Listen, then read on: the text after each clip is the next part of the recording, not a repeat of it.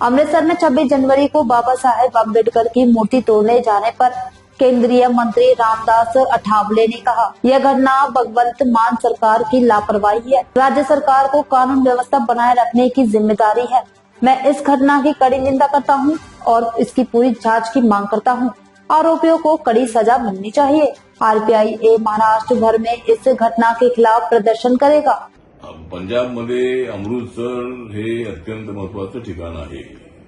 Golden temple जे स्वर्ण मंदिर आहे ते अमृतसरमध्ये आहे आणि त्याच स्वर्ण मंदिराच्या आजूबाजूला जवळच बाबासाहेब आंबेडकरांचा स्टॅच्यू आहे।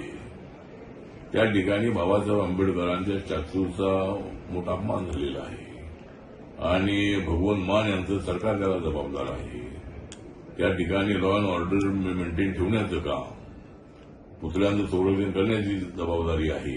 ती जबाबदारी राज्य सरकारची असतानाही त्या ठिकाणी अशा पद्धतीची घटना घडलेली आहे।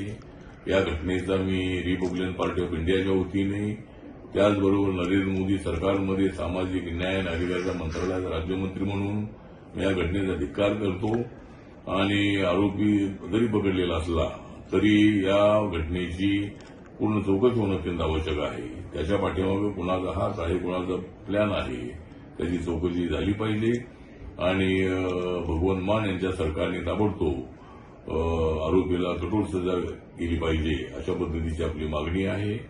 आणि मी 29 तारखेला ज्या ठिकाणी घटना घडलेली आहे त्या ठिकाणी भेट देण्यासाठी मी जाणार आहे आणि रिपब्लिकन पक्षाच्या वतीनं महाराष्ट्रामध्ये ठिकठिकाणी कार्यकर्त्यांनी आंदोलन करावं असं मी त्यांना आवाहन करतो आणि घटना अत्यंत गंभीर आहे, त्याचा आरपीआयच्या वतीनं तीव्र आम्ही निषेध करत आहोत।